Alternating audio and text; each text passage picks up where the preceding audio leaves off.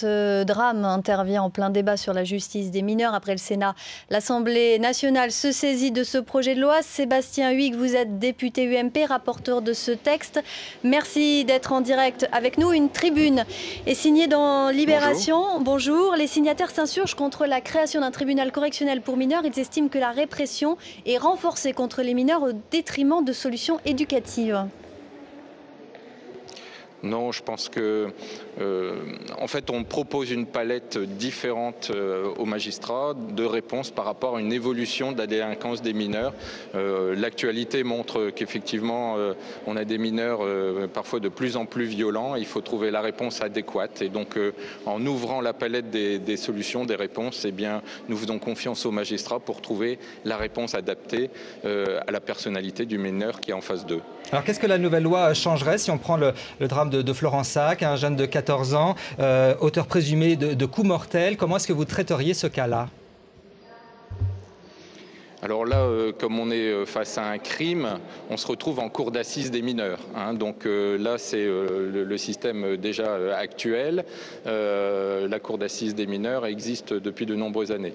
Là, ce qu'on crée, c'est le tribunal correctionnel pour mineurs de 16 à 18 ans en situation de récidive. Ça veut dire que on n'est plus tout à fait face à un tribunal pour enfants, on n'est pas encore dans la justice des majeurs, on est, j'allais dire, dans un sas intermédiaire qui montre qu'il y a une gravité des actes qui ont été commis par ces mineurs récidivistes de 16 à 18 ans. Ils ont tout à fait conscience de ce qu'ils ont fait.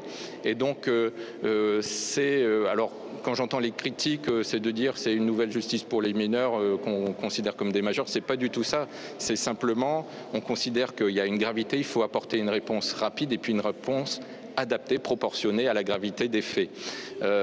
Il faut savoir aussi que ce nouveau dispositif va concerner 600 dossiers par an, alors qu'il y a 30 000 jugements rendus en matière de mineurs par an. Donc 600 dossiers par an, c'est, si je puis dire, qu'on s'adresse à la crème de la crème en matière de délinquance. Alors si on regarde les chiffres, il y a un noyau dur, à peu près de 8000 jeunes qui en sont à 2 délits à plus de 5 ans d'intervalle. Quelles sont les réponses que vous privilégiez? Un centre éducatif, un éloignement de la famille?